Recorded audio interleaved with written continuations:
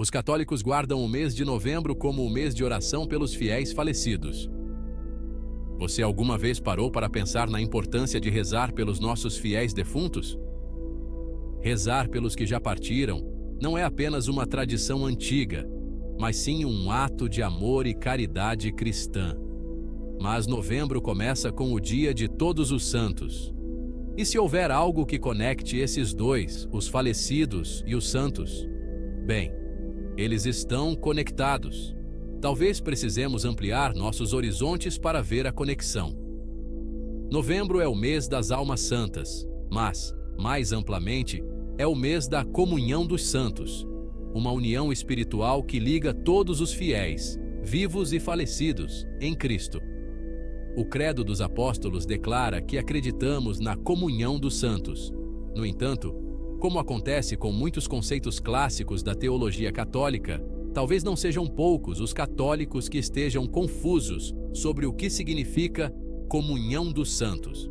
Simplificando, a comunhão dos santos significa o vínculo de amor que junta as pessoas unidas a Deus, aqueles vivos neste mundo ainda trabalhando em sua salvação, aqueles no purgatório cuja salvação está garantida, mas ainda não totalmente alcançada, aqueles no céu que veem Deus face a face e realmente vivem.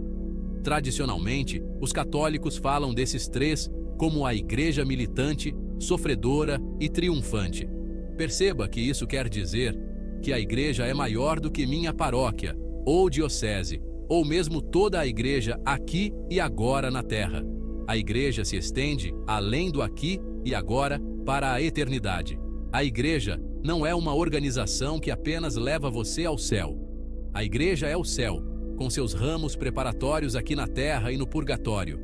Então, o que nós católicos fazemos em novembro em termos de oração pelos fiéis falecidos, e observe esse termo, não os mortos, mas os fiéis falecidos, ou seja, aqueles que esperamos que tenham cumprido o propósito de suas vidas, não é apenas uma coisa boa que fazemos como um hobby de novembro. A oração pelos mortos é parte integrante de ser católico, porque é parte de ser um membro da igreja. Esse entendimento de igreja é uma diferença fundamental, a propósito, entre como católicos e ortodoxos entendem a igreja em comparação com a maioria dos protestantes. Ao rezarmos pelos nossos entes queridos, pedimos a Deus que tenha misericórdia das suas almas e os acolha na sua glória. A oração pelos mortos é uma expressão da nossa esperança na vida eterna, como a chama de uma vela que nunca se apaga. Acreditamos que, através das nossas preces, podemos auxiliar aqueles que ainda não alcançaram o céu, mas que se encontram no purgatório. São estas orações que aliviam o seu sofrimento e facilitam a sua entrada na presença divina. Mas por que precisamos orar pelos fiéis falecidos? É apenas uma coisa boa a fazer? Um ato de caridade complementar discricionário? Ou é uma necessidade? É uma necessidade, porque os fiéis que partiram não conseguem se ajudar e, portanto, precisam de você. Eles passaram do ponto de mudança, que é a morte. A morte é o ponto decisivo da autodeterminação, porque a morte destrói a unidade da pessoa. Alma e corpo são separados pela morte. Isso importa porque é a pessoa inteira, corpo e alma, que age de forma moralmente relevante. Quando roubo, faço uma escolha espiritual de pegar o que não é meu, mas pego o dinheiro com esta mão.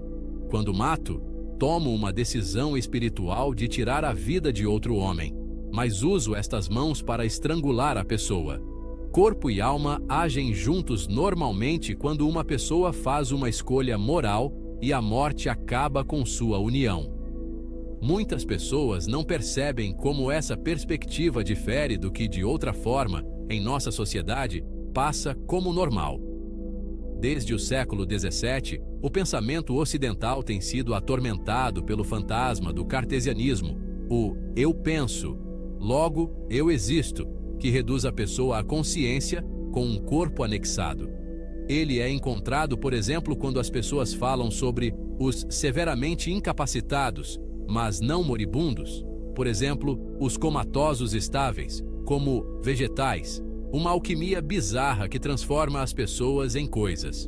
Em um sentido estranho, essa visão de mundo compartilha perspectivas com as antigas heresias do gnosticismo e do dualismo, ambos os quais tratavam o corpo como algo maligno, ou, na melhor das hipóteses, uma casca que, como uma cobra, é eliminada para revelar a criatura real.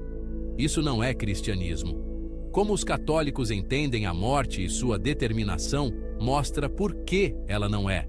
É por isso que as almas no purgatório precisam de nossas orações. Em uma expressão clara da solidariedade recíproca da caridade, conforme ordenado pela divina providência, elas podem nos beneficiar com suas orações. Elas simplesmente não têm autonomia em relação a si mesmas. O amor pode mudar os outros, mas, para mudar a si mesmos, eles devem ser completamente eles mesmos, corpo e alma, uma unidade que a morte interrompeu. É por isso que a Igreja, que somos nós, aqueles que estão vivos juntos com aqueles unidos a Cristo no céu e aguardando essa união no purgatório, pode orar uns pelos outros. É por isso que a oração pelos mortos não é apenas uma coisa boa, mas parte da própria força vital da Igreja, que é a caridade sobrenatural, a força vital que nos une e nos une a Deus, que é amor. O Concílio Vaticano II ensinou que a salvação não é um esporte solo, que somos salvos não apenas como indivíduos, mas em comunidade. Novembro, como um mês que nos ensina sobre a comunhão dos santos por meio da oração pelas almas dos fiéis falecidos, torna essa lição real. Ao interceder por aqueles que partiram, fortalecemos a nossa própria fé e aproximamo-nos de Deus. Este ato de devoção ajuda-nos a refletir sobre a nossa própria vida e a importância de viver de acordo com os ensinamentos de Cristo. Por isso, não subestimem o poder de uma Ave Maria ou de um Pai Nosso, oferecidos por aqueles que já não estão entre nós. Cada oração é um gesto de amor, uma semente de esperança plantada no solo da eternidade. Então, da próxima vez que rezarem, lembrem-se de incluir os vossos entes queridos falecidos nas vossas orações. Eles contam com a nossa ajuda e um dia também nós contaremos com as orações de quem ficar aqui. Se você chegou até aqui, peço a gentileza que se inscreva em nosso canal, curta, compartilhe e comente. Não custa nada e ajuda um montão. Que Deus te abençoe e a todas as tuas intenções.